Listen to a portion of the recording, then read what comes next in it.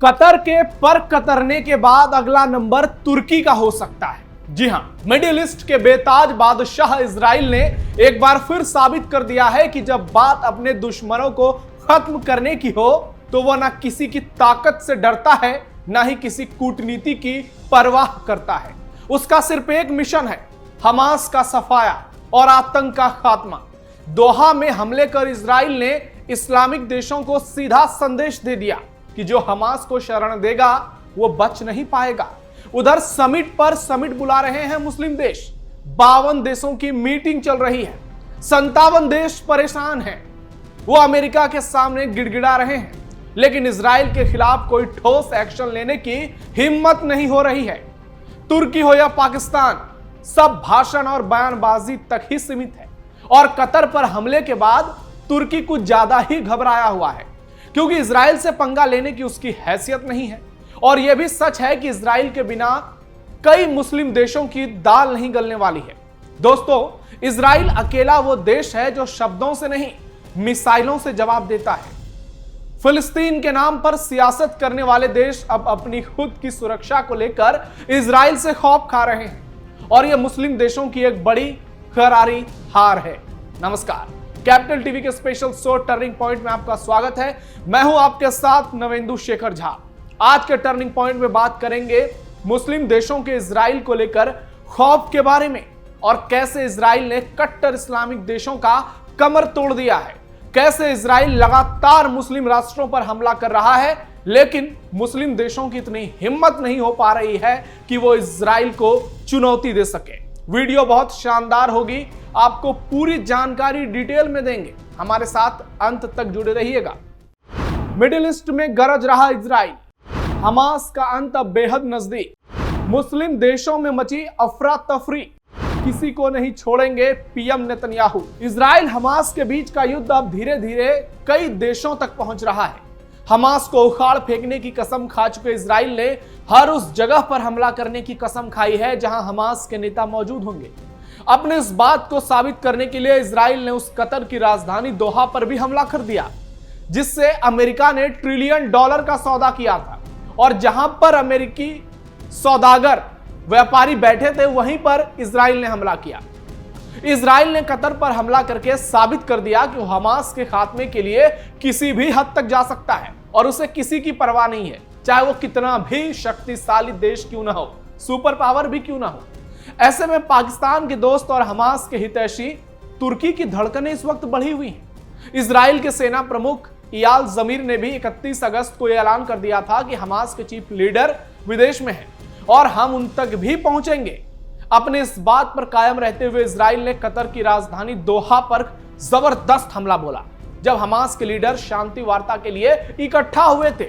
Israel अपने देश के बाहर जब भी हमले करता है उसका एक ही उद्देश्य होता है, अपने सबसे बड़े दुश्मन हमास के सपोर्ट को खत्म करना, ताकि वो दोबारा उठ ना पाए।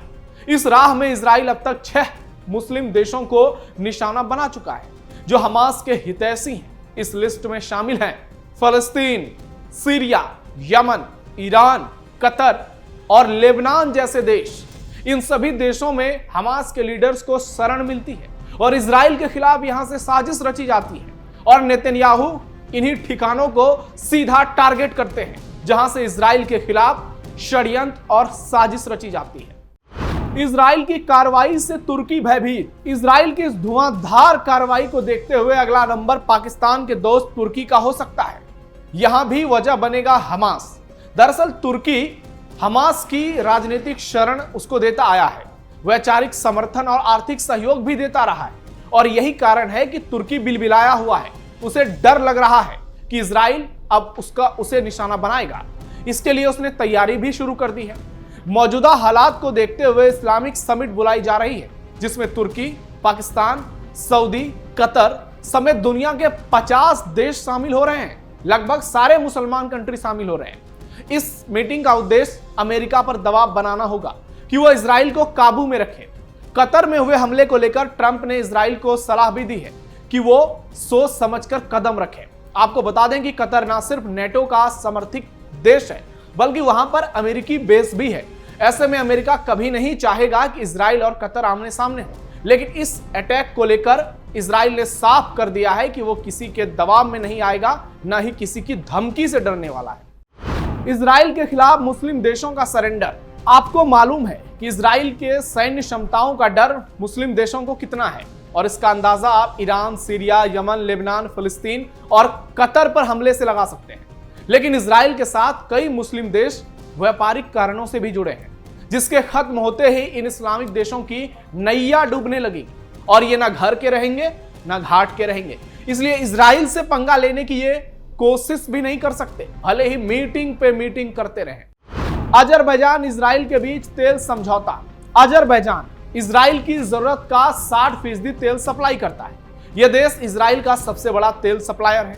मार्च 2025 में दोनों देशों ने एक गैस एक्सप्लोरेशन एग्रीमेंट पर हस्ताक्षर किए थे, जिसके तहत अजरबैजान की राष्ट्रीय तेल कंपनी SOCAR को इजरायली क्षेत्रों में गैस खोजने का लाइसेंस मिला। अक्टूबर 2023 में जब हमास इजराइल युद्ध के दौरान अशदोद और हाइफा बंदरगाह बंद हुए, तब अजरबैजान ने इजराइल की ऊर्जा जरूरतें पूरी करने में अहम भूमिका निभाई और इससे अजरबैजान की बम्पर कमाई भी हुई।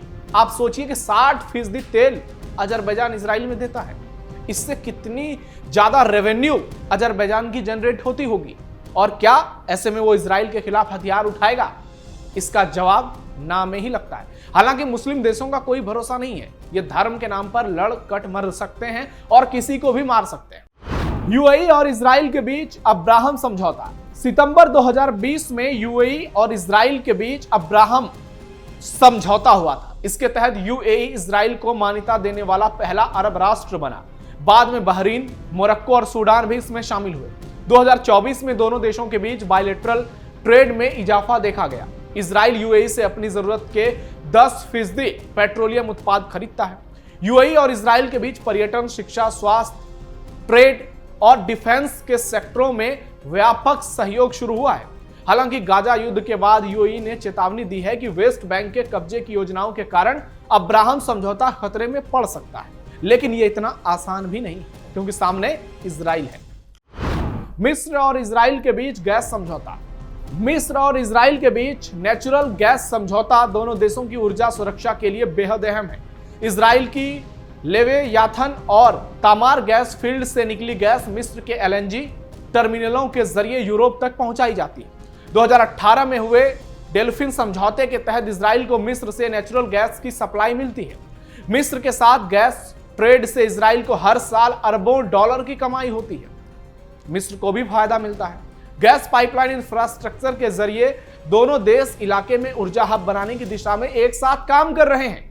ऐसे में दोनों का एक दूसरे के खिलाफ आना बहुत मुश्किल लग रहा है। इजराइल से सऊदी अरब को बड़ी उम्मीद। दोस्तों, सऊदी अरब हुती विद्रोहियों की वजह से परेशान है।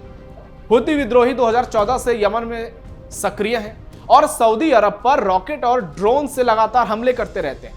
अगर इस इलाके में इजराइल कमजोर पड़ता है तो ईरान की शक्ति और बढ़ेगी, जिससे हुती समूह और मजबूत होगा। सऊदी अरब समझता है कि इजराइल की मौजूदगी से ईरानी विस्तारवाद पर रोक लगती है और अरब को एक बड़ा सपोर्ट भी मिलता है। हुती विद्रोहियों ने सऊदी में तेल डिपो पर कई बार हमले किए, जिससे तेल का वैश्विक बाजार भी प्रभावित हुआ। वहीं इजराइल यमन में हुती विद्रोहियों पर लगातार हमले करता है। इजराइल के न होने से सऊदी अरब की मुश्किलें बढ़ सकती है और सऊदी अरब आतंक का विरोध करता आया है। ऐसे में इजराइल के खिलाफ जाना उसके लिए बहुत मुश्किल होगी। तुर्की पर्दे के पीछे से कर रहा व्यापार। मई 2024 में गाजा युद्ध के कारण तुर्की ने इजराइल के साथ व्यापारिक संबंध तोड़ दिए, लेकिन तुर्की का दूतावास अभी भी तेल अवीव में एक्टिव है। दोनों देशों के बीच पर्दे के पीछे से ट्रेड जारी है। नेटो सदस्य के तौर पर तुर्की के इजराइल के साथ दशकों पुराने रक्षा संबंध हैं। तुर्की की कंपनियां तीसरे देशों जैसे कि जॉर्जिया और आर्मेनिया के जरिए इजराइल के साथ ट्रेड कर रही है। 2024 में यह ट्रेड 1.2 बिलियन डॉलर तक पहुंचा। टर्की में 26,000 की यहूदी आबादी भी है। एर्दोगन सरकार सार्वजनिक रूप से फिलिस्तीन के समर्थन में बयान देती है, लेकिन व्यावसायिक हितों की वजह से इजराइल से संबंध बनाए हुए हैं। और ये वही एर्दोगन है, तुर्की के सुप्रीमो, जो ऑपरेशन सिंदूर के दौरान पाकिस्तान के समर्थन में खुलकर आए और जो इस दुनिया के नए खलीफा बनने की नापाक स्वप्न में डूबे हुए हैं। इजराइल को अमेरिका भारत का साथ। दोस्तों, पाकिस्तान और इजराइल के बीच संबंध स्थापित करने में अमेरिका की भूमिका जटिल रही है। अमेरिका चाहता है कि अधिक से अधिक मुस्लिम देश इजराइल को मान्यता दें, लेकिन पाकिस्तान में जनता का बड़ा हिस्सा फलस्तीनी समर्थक है। हमारे देश में भी है। अमेरिकी इकोनॉमिकल और डिफेंस सहायता के मजे लूट रहा पाकिस्तान दुविधा में है कि वो करे क्या। IMF से लोन और अमेरिकी सहायता के लिए पाकिस्तान को अमेरिकी दबाव का सामना करना पड़ता है। चीन पाकिस्तान इकोनॉमिक कॉरिडोर CPEC की वजह से अमेरिका पाकिस्तान पर और दबाव बना रहा है। अगर पाकिस्तान ने इजराइल को मान्यता दी तो घर में ही विरोध का सामना करना पड़ सकता है। इसलिए पाकिस्तान अब तक कोई फैसला कर ही नहीं पाया है कि उसे करना क्या है। वहीं अमेरिका इजराइल का खुलकर साथ देता है। हाल का ईरान इजराइल वार उसका बड़ा उदाहरण है, जहां अमेरिका ने B-2 बम्बर से घुसकर ईरान के परमाणु ठिकाने तबाह करने के दावे किए। वहीं आतंक को लेकर भारत भी इजराइल की कार्रवाई को सही ठहराता है। ऐसे में इजराइल से लोहा लेना किसी भी देश के लिए बहुत मुश्किल है, खासकर मुस्लिम देशों के लिए। भले ही वो क्यों ना 57 हो, 55 हो, 52 हो और आपस में कितना भी मीटिंग क्यों ना कर लें। ऐसे में इन देशों के लिए इजराइल के खिलाफ हथियार उठाना किसी खतरे से कम नहीं है और इन देशों पर खतरे की घंटी बज रही है। ऐसे में आपकी क्या राय है इस खबर पर? कमेंट बॉक्स में बताइए और आप बताइए कि बेंजामिन नेतन्याहू और इजराइल की कार्रवाई को आप कैसे देखते हैं। ऐसी और खबरों के लिए आप देखते रहिए कैपिटल टीवी। फिलहाल टर्निंग पॉइंट में इतना ही। आप सावधान रहिए, अलर्ट रहिए और अपने आसपास पैनी नजर रखिए। धन्यवाद।